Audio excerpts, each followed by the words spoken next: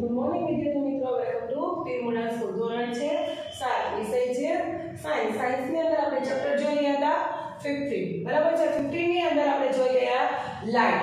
હવે લાઇટની અંદર આપણે આગળના વિડિયો લેક્ચરની અંદર જોઈ ગયા કે પ્રકાશ છે સીધી રેખામાં ગતિ કરે છે. બીજું તો કે પ્રકાશનું પરાવર્તન. હવે પ્રકાશનું પરાવર્તન આપણને ખ્યાલ આવી ગયો, બરાબર છે, કે પ્રકાશનું પરાવર્તન કોને કહેવાય? તો કે પ્રકાશ છે જે પોતાની દિશા બદલે, બરાબર છે, એમને પ્રકાશનું પરાવર્તન કહેવાય. જોઈએ આપણે એમાં પ્રવૃત્તિ નંબર 1, જેમાં આપણે પ્રકાશનું પરાવર્તનની 3 પ્રવૃત્તિ જોવાની છે. પ્રવૃત્તિ નંબર 15.1, પ્રવૃત્તિ નંબર 15.2 અને પ્રવૃત્તિ નંબર 15.3. જે 3 પ્રવૃત્તિ દ્વારા આપણે જોવાનું છે કે પ્રકાશ છે એનું પરાવર્તન કઈ રીતે થાય છે. તો પહેલી પ્રવૃત્તિ છે કે એક ટોચ લો. અહીંયા તમારે એક ટોચ લેવાની છે અને આકૃતિમાં દર્શાવ્યા મુજબ 15.5 ની અંદર તમારી આકૃતિમાં જુઓ વિદ્યાર્થી મિત્રો, તમારા ટેક્સ્ટ બુકની અંદર આકૃતિમાં બતાવ્યા મુજબ ટોચના કાચને 3 સ્લિટ ધરાવતા સ્ટાર્ચ ઉપર વડે ઢાંકી દો. તમારે સ્લિટ, બરાબર છે, ધરાવતા સ્ટાર્ચ પેપર વડે ઢાંકી દેવાનું છે. લીસા લાકડાના બોર્ડ પર સ્ટાર્ચ પેપરના ટુકડાને પાથરી દો.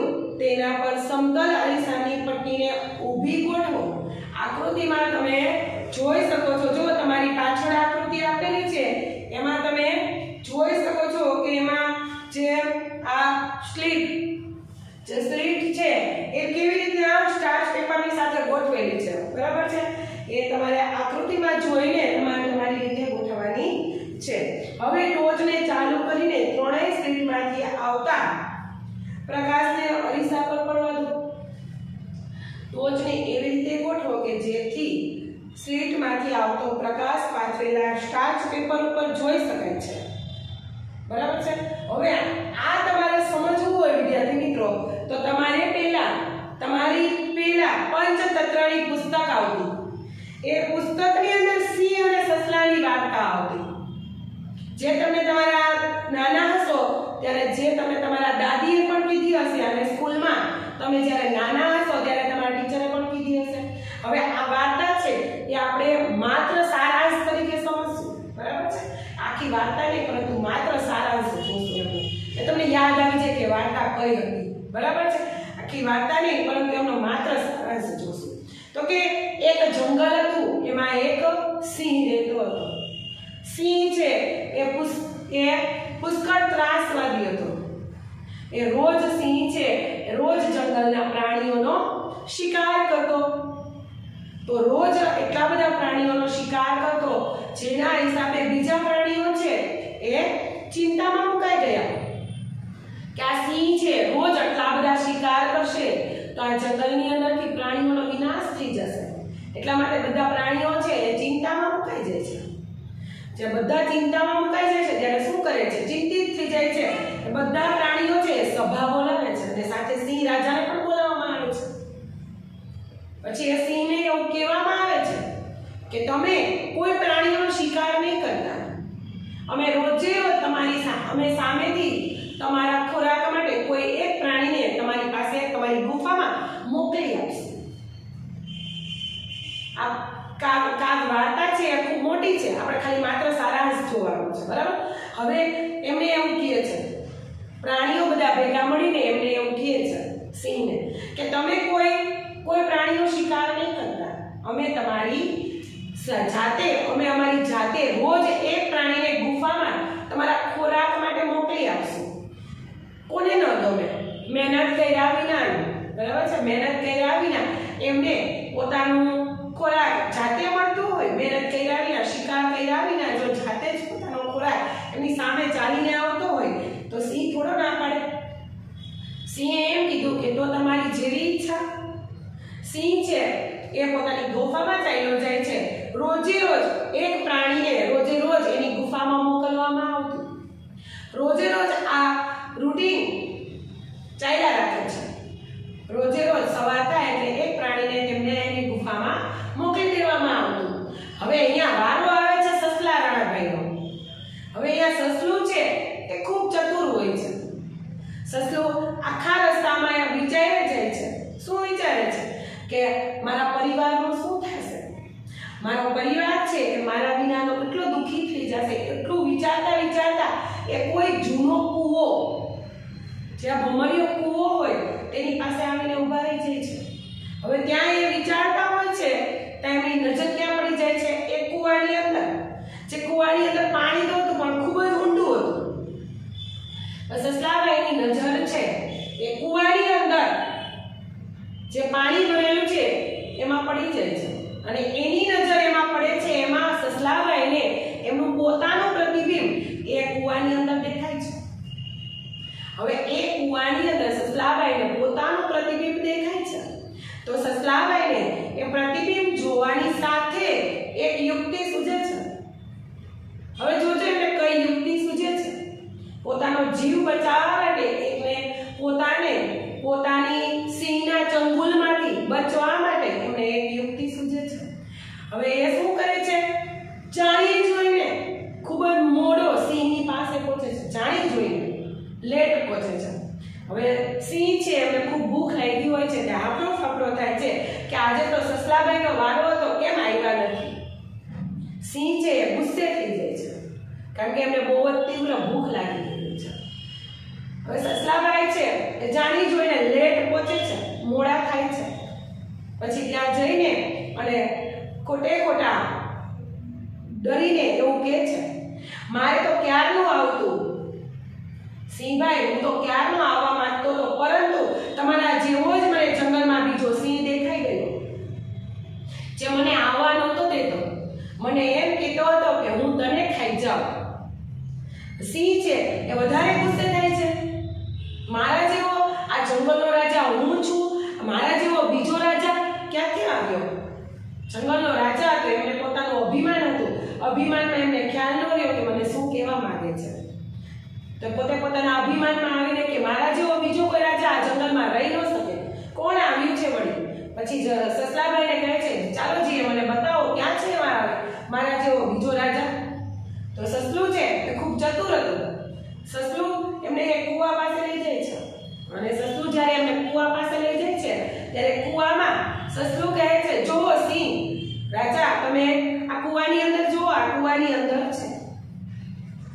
જ્યારે સિંહ છે એ કૂવાની અંદર પોતાનું મોઢું જોવે છે તો મોટી મોટી કેસવાળી જેવું એમનું બીજું જ પ્રતિબિંબ એમની સામે દેખાય છે.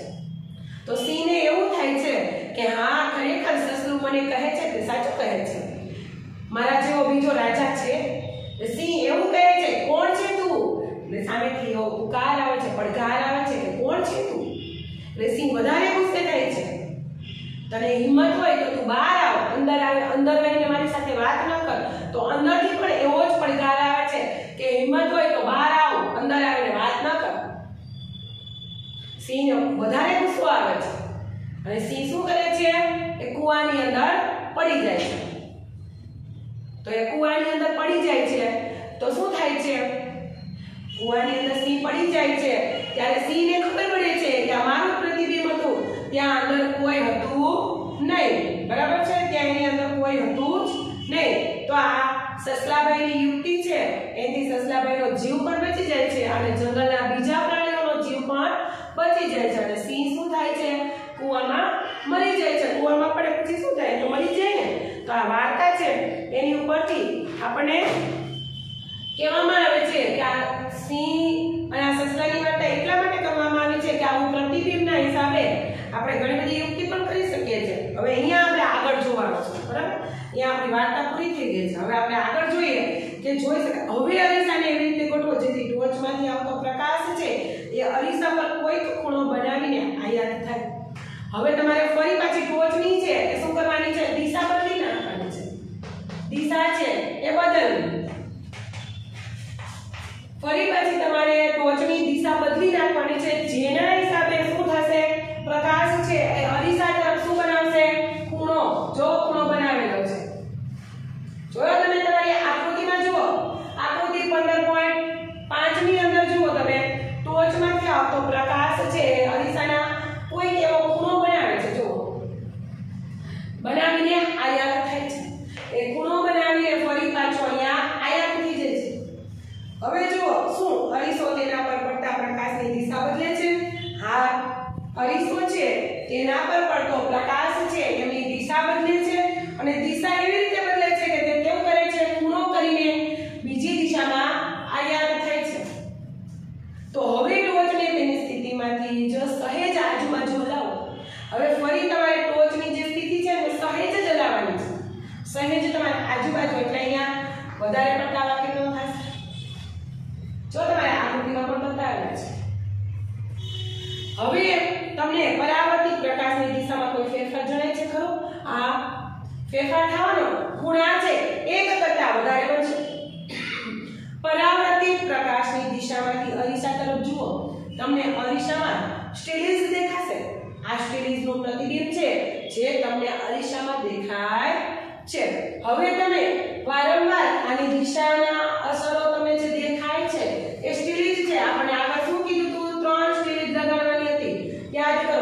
બરાબર છે હવે આ સ્ટેલિસ જે ખૂણા બનાવે છે એ જ્યારે તમે ટોચની દિશા બદલાવો છો ધીમે ધીમે હલાવો છો ત્યારે શું થાય છે આ સ્ટેલિસ છે એ તમને પ્રકાશના પ્રતિબિંબ રીતે દેખાય છે તે શું છે એવું પ્રકાશનું પરાવર્તન હવે જો અહીંયા પેલી છે એટલે કે પ્રશ્ન થાય છે પેલી એ જાણવા માંગે છે કે આપણને વસ્તુઓ દ્રશ્યમાન કોણ બનાવે છે આપણને વસ્તુઓ દ્રશ્યમાન કોણ બનાવે છે હવે જો અહીંયા એક માર્ક્સનો એવો પ્રશ્ન પૂછાઈ શકે કે વસ્તુ ક્યારે દેખાય છે એક માર્ક્સનો પ્રશ્ન પૂછાઈ શકે છે મોસ્ટ આઈએમપી રીતે કે વસ્તુ ક્યારે દેખાય છે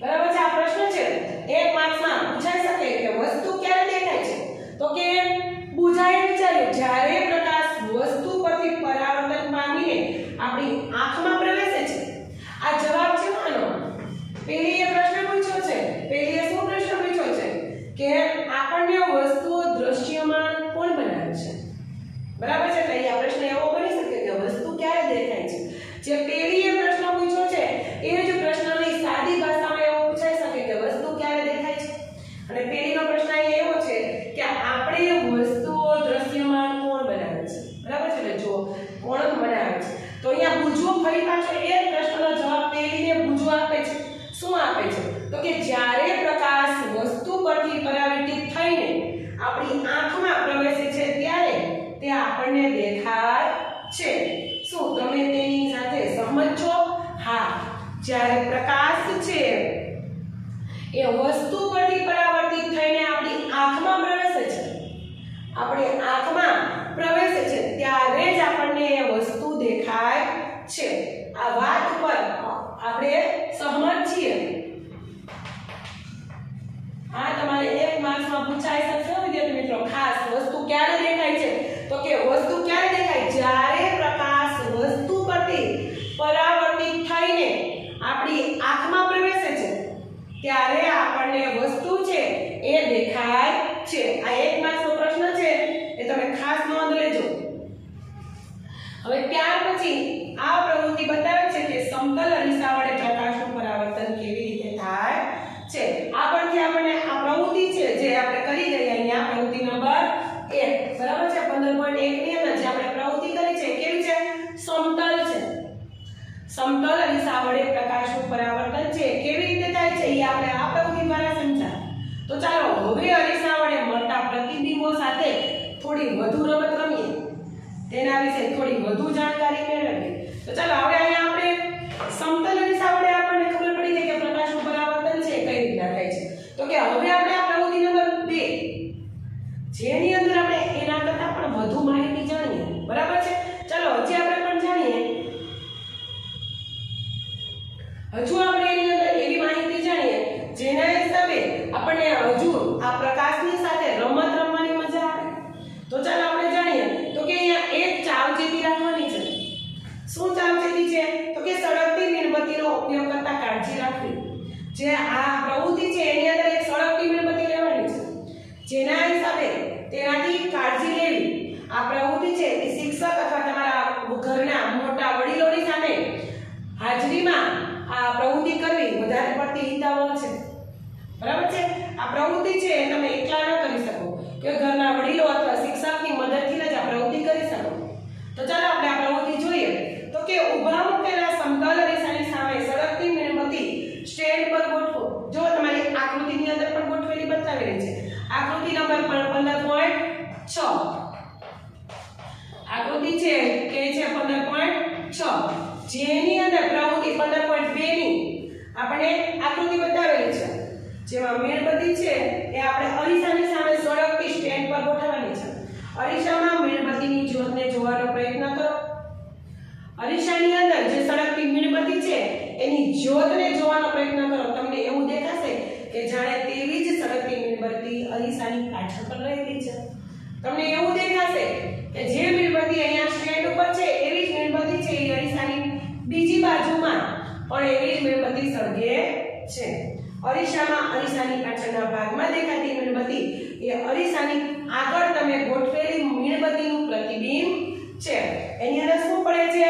પ્રતિબિંબ પડે છે. જે તમે આગળ ગોઠવેલી મીણબત્તી છે એ જ તમને પાછળ અરીસામાં એનું પ્રતિબિંબ દેખાય છે. અરીસાની આગળની મીણબત્તી વસ્તુ કહેવાય છે. અરીસાની આગળ જે સળગતી મીણબત્તી છે એ શું છે? વસ્તુ કહેવાય છે. બરાબર છે. હવે અરીસાની સામે મીણબત્તીને જુદા જુદા સ્થાને ગોઠવો. પ્રત્યેક કિસ્સામાં તેના પ્રતિબિંબનું અવલોકન કરો. તમને દર વખતે એ મીણબત્તીને જે દિશા તરફ લઈ જશો એ જ દિશામાં સામે પ્રતિબિંબ છે એ અરીસામાં દેખાશે. આ પ્રયોગ છે એટલે તમે તમારી મીણબત્તી લઈને તમે તમારી અરીસાની સામે ઊભા રહીને તમે તમારી જાતે પણ કરી શકો છો. તમે અરીસાની સામે ઊભા રહીને થોડીવાર ઉત્તર દિશામાં, થોડીવાર દક્ષિણ દિશામાં, થોડીવાર બેસી જાઓ, થોડીવાર ઊભા થાઓ તો તમને ખ્યાલ આવી જશે કે તમારું જ પ્રતિબિંબ એ અરીસાની સામે દેખાય છે. અને એ ભલીભાંતિ આપણને બધાને ખ્યાલ પણ છે ને ખ્યાલ બધાને. તો ચાલો હવે અહીંયા બુજો છે એટલે પ્રશ્ન પૂછવા માટે છે. બુજાને તેની નોટબુકમાં નોંધ કરી કે અરીસો નાનો હોય કે મોટો હોય અરીસામાં તેનું પોતાનું પ્રતિબિંબ તે જ માપનું દેખાય છે. આમ કેમ થાય છે? બરાબર સમજો. બુજાને ખૂબ સરસ પ્રશ્ન થયો છે જેનો આપણે બધાએ એનો આન્સર આપવાનો છે. બુજો અહીંયા એવું કહે છે કે તેની નોટબુકમાં એમણે નોંધ કરી છે કે અરીસો નાનો હોય કે મોટો હોય અરીસામાં તેનું પોતાનું પ્રતિબિંબ તે પોતે જેવો હોય છે તેવું દેખાય છે. આવું કેમ થાય છે? ચાલો આપણે એનો જવાબ જોઈએ. શું દરેક કિસ્સામાં પ્રતિબિંબ સીધું છે? દરેક કિસ્સામાં પ્રતિબિંબના મીણબત્તીની જ્યોત ઉપર તરફ જ છે. આવા પ્રતિબિંબોને આપણે સીધું પ્રતિબિંબ કહી શકીએ છીએ. બરાબર સમજો. આપણે દર વખતે આ જે અરીસો છે એની સામે જે મીણબત્તી રાખેલી છે એનું આપણે પ્રતિબિંબ અહીંયાથી પણ સીધું, અહીંયાથી પણ સીધું, અહીંયાથી પણ સીધું આપણને દેખાય છે. બરાબર છે. તો આ સીધું પ્રતિબિંબ દેખાય છે એને કેવું કહેવાય છે? ટટ્ટાર પ્રતિબિંબ. કેવું? ટટ્ટાર પ્રતિબિંબ. ખાસ યાદ રાખજો. ટટ્ટાર અથવા સીધું પ્રતિબિંબ. આ ખરેખર ધ્યાન રાખજો. સીધું પ્રતિબિંબ અથવા ટટ્ટાર અને ચતુઃ પ્રતિબિંબ છે. સમતલ અરીસા વડે મળતું પ્રતિબિંબ સીધું અથવા તેટલા જ પરિમાણનું હોય છે. હવે અરીસાની પાછળના ભાગમાં ઊભો પડદો ગોઠવો. હવે જે તમારો બુજાનો જે પ્રશ્ન છે એનો આન્સર અહીંયા છે. હવે તમારે અરીસાની પાછળ શું ગોઠવવાનો છે? ઊભો પડદો ગોઠવવાનો છે.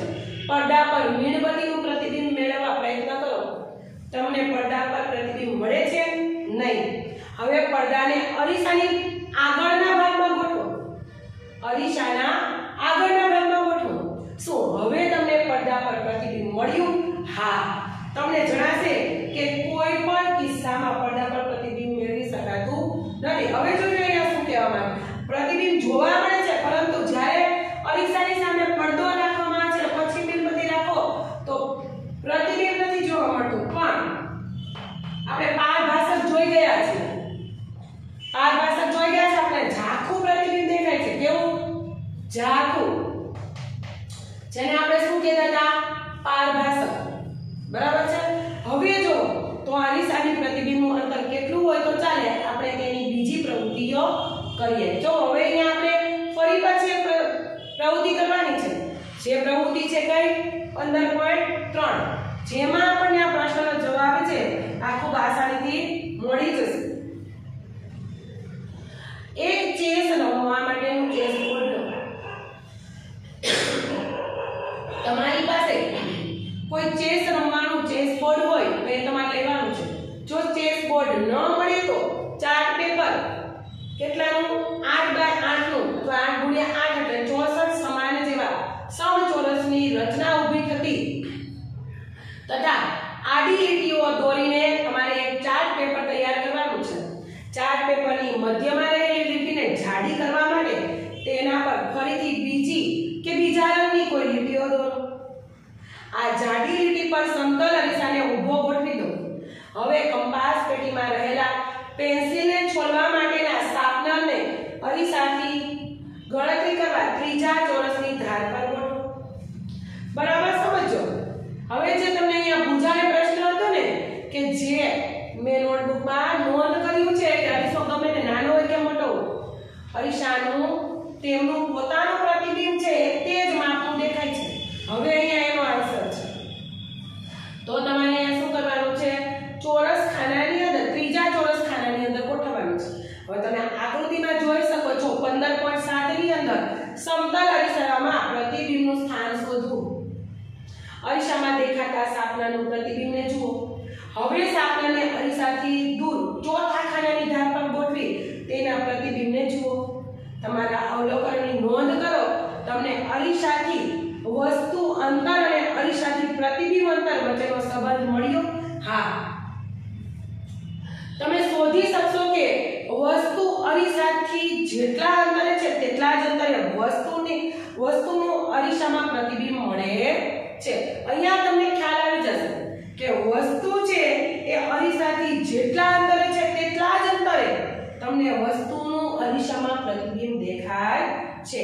હવે આ જ સંબંધને વધુ દ્રઢ કરવા માટે વસ્તુને અરીસાની સામે જુદા જુદા અંતરે ગોઠવીને તેમની ચકાસણી કરો. હવે અહીંયા તમારે શું કરવાનું છે? આ વસ્તુની તમારે હજુ વધારે ખાતરી કરવા માટે આમને જુદા જુદા અંતરે વસ્તુને ગોઠવીને તમારે ચકાસણી કરવાની છે. હવે આ ફરી પાછો હવે તમને ઓલો ઉપરનો જે પ્રશ્ન છે એનો જવાબ મળી ગયો હશે. બરાબર છે.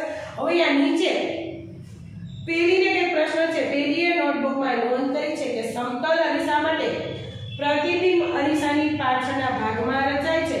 પ્રતિબિંબ સીધું વસ્તુ જેટલા જ પરિણામ ધરાવતું છે અને અરીસાથી વસ્તુ ગોઠવી હોય તો તેટલા જ અંતરે રહેલું હોય છે. એમને પોતાની રીતે આ પેલીએ છે એ પોતાની રીતે એક પ્રયોગ કર્યો છે અને એ પ્રયોગની અંદર એમણે એવું કીધું છે કે વસ્તુ છે એ સમતલ અરીસાની સામે રાખવાથી સમતલ માપ છે એ અરીસાની બહાર અને અરીસાની અંદર પણ એક સરખું માપ હોય છે. બરાબર છે. અહીંયા આપણે પ્રવૃત્તિ નંબર 1, પ્રવૃત્તિ નંબર 2 અને પ્રવૃત્તિ નંબર 3 આ ત્રણેય આપણે આ વિડિયો લેક્ચરની અંદર જોઈ ગયા, જેમાં તમારે પાકી બુકમાં આકૃતિ 15.6 જે તમારે પ્રવૃત્તિ નંબર 2 પછી આકૃતિ 15.6 છે જેમાં તમારે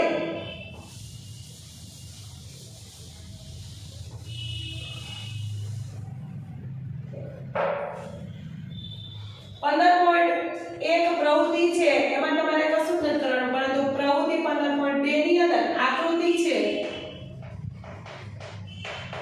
15.6 જે દોરવાની રહેશે.